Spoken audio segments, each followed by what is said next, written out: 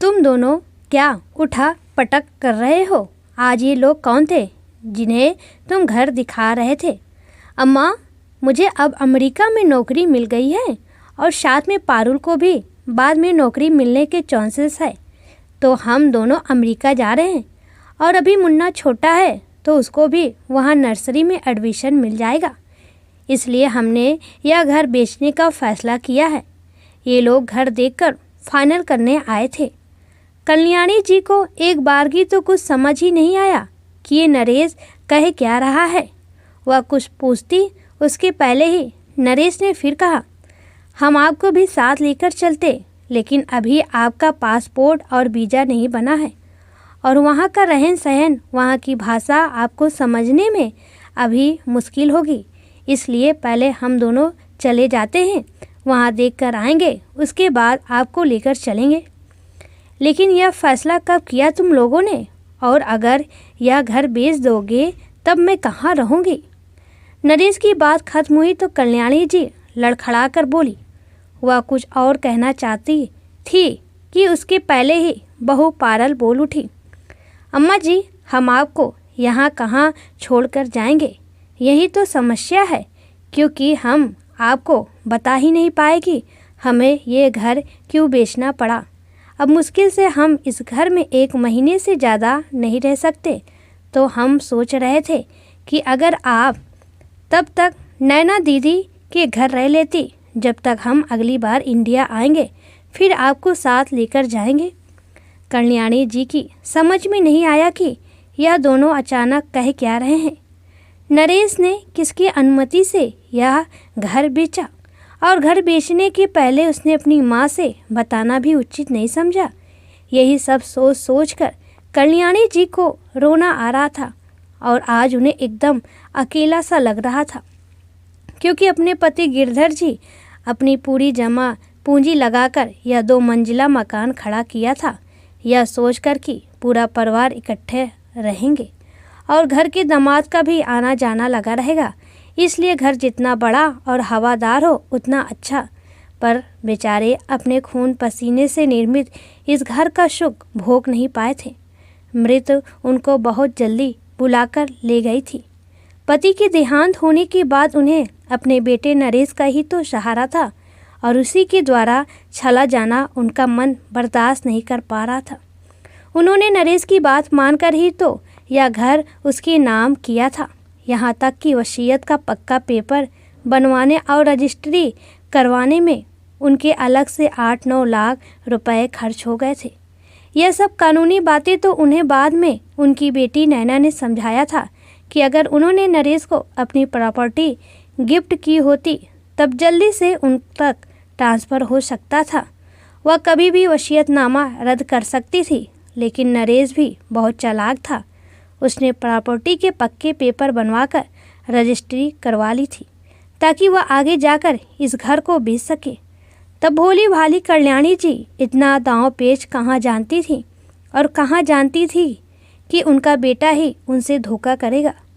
तब तो नरेश कितनी मन्नतें करके उनको मना रहा था कि घर अगर नरेश के नाम कर दिया जाए तो उसे अपने लोन में भी रियायत मिल जाएगी और साथ ही बहुत सारी चीज़ें लोन पर खरीद पाएगा। यहाँ तक कि पता नहीं नरेश ने उन्हें क्या क्या समझाया कि पर्सनल लोन है, ये लोन है, वो लोन है, आदि आदि और भी बहुत कुछ। और जब अंत में उसने उदास होकर जब ये कहा कि अम्मा, यह लोन लेने के लिए घर मेरे नाम होना बहुत ज़रूरी है, तब तो कुछ तो भावुकता में और कुछ नासमझी में कल्याणी जी ने घर नरेश के नाम कर दिया था। आखिर एक माँ का दिल था ना, जो अपने बच्चों को उदास नहीं देख सकती थी। लेकिन जब बेटा ही छलिया था तो क्या कहा जा सकता था। बस यही एक गलती हो गई उनसे, उनका और उनके पति गिरधारी जी के सपनों का घर जो कल्याणी जी ने भरोसा करके नरेश के नाम कर दिया, उसी से आज वह बेघर हुई जा रही थी और अब उन्हें बहुत पछतावा हो रहा था। उन्हें नहीं पता था कि नरेश इसके पीछे इतनी बड़ी चाल चलने वाला है। इतना ही नहीं, अब उनका बेटा नरेश और उनकी बहू पारुल चाह रहे थे कि वह अपनी इकलौती बेटी नैना के घर यानी नैना के ससुराल में जाकर रहे। 3 महीने पहले जब नैना यहाँ आई थी तो उसने 1-2 बार कल्याणी जी को कहा था कि माँ, आपको अपना घर नरेश भैया और पारुल भाभी के नाम नहीं करना था, क्योंकि मुझे इन दोनों की हरकतें कुछ सही नहीं लग रही थी। पर बेटे के प्रेम में अंधी कल्याणी जी को अपने बेटी की कोई गलती नज़र नहीं आई थी। उन्होंने इससे एक भाई बहन का स्वाभाविक ईर्ष्या और स्वाभाविक झगड़ा ही समझा था। जब उन्होंने कुछ नहीं कहा तब नैना ने उन्हें सीधे सीधे भी कहा था, माँ ज़रा गौर कीजिए, मुझे भैया और भाभी की हरकतें बड़ी अजीब लग रही है। घर का कोई पेपर मुझे नहीं दिखा रहे हैं और भैया किसी अमेरिका में नौकरी लगने की बात भी कर रहे थे। मैं जब गई तो दोनों भैया और भाभी चुप हो गए। क्या आपको पता है कि हमारे घर से कोई बाहर अमेरिका जाने वाला है? क्योंकि कुछ लोग अभी आए थे जो वीज़ा और एड्रेस कंफर्म कर रहे थे, तो मुझे शक हुआ कि कहीं भैया की नौकरी इंडिया से बाहर तो नहीं लग रही। पर उस वक्त कल्याणी जी ने पता नहीं कैसे नैना की बात पर उतना ध्यान नहीं दिया था और अब तीसरे ही महीने नैना की बात एकदम सही निकली थी। कुछ दिन इसी ओहो-पोह में गुजर गए कि क्या करें क्या नहीं। एक दिन जब घर में कोई नहीं था तब उन्होंने नैना को फ़ोन लगाया और कल्याणी जी ने उसे सारी बातें धीमे स्वरों में बताई। तब नैना ने उन्हें बहुत कुछ समझाया और उन्हें अपने अधिकारों के प्रति सजग करते हुए जो उन्हें कहा, उससे कल्याणी जी की हिम्मत थोड़ी बढ़ी और उन्हें बहुत जल्दी अपनी बात नरेश से कहने का मौका भी मिल गया। अगले 2 दिन बाद ही नरेश ने उनसे कहा कि अम्मा, अब आपने क्या सोचा है? कुछ दिनों के बाद आपको नैना दीदी के घर जाकर रहना पड़ेगा। यह बात आपने नैना दीदी को बताया है कि नहीं? और फिर ऐसा हुआ जिसकी उम्मीद नरेश और पारुल ने कभी नहीं की थी। कल्याणी जी कुछ देर सोचती रही, फिर उन्होंने नरेश और पारुल से कहा, वह तो ठीक है, लेकिन तुमने अपनी अमेरिका जाने की बात मुझे पहले क्यों नहीं बताई थी? और यह मेरे अधिकार में है कि मैं तुम्हें और नैना को अपनी देखभाल करने के लिए कहूँ, क्योंकि सीनियर सिटीजन का एक अधिकार होता है। एक act maintenance and welfare of parents and senior citizen भी है, जिसके तहत ये है कि वृद्धावस्था में बुजुर्गों के बच्चे उनकी देखभाल करेंगे। नहीं तो मैं तुम्हें इस बात के लिए सावधान करना चाहूँगी कि एक तो तुमने मुझे भावुक करके दबाव देकर घर अपने नाम करा लिया और दूसरे मुझे बेसहारा छोड़कर जा रहे हो। इन दोनों ही बातों पर अगर मैंने वकील को बुलाया, मैंने कोर्ट कचहरी किया तो तुम दोनों को सज़ा होगी, बदनामी अलग से होगी। इसलिए या तो तुम लोग मुझे अपने साथ लेकर चलो या फिर कुछ भी करके या घर फिर से मेरे नाम करो, या मैं वकील से मिलकर वसीयत रद्द करके फिर से घर अपने नाम करा सकती हूँ। इसके अलावा मैं और कुछ नहीं जानती। नरेश चौंक गया। कदाचित ही उसने अपनी सीधी सादी अम्मा की इतनी सख्ती वाली आवाज़ बरसों से नहीं सुनी थी। अब पारुल भी लड़खड़ाते हुए बोली, अम्मा जी, आप यह क्या कह रही हैं? हम आपको वहाँ सेटल होते ही आकर ले जाएंगे, आप बिल्कुल परेशान न हो।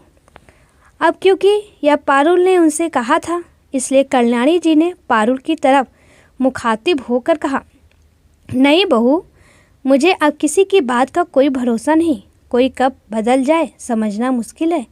एक बात बताओ कि क्या तुम्हें भी अमेरिका में अभी नौकरी मिल गई है?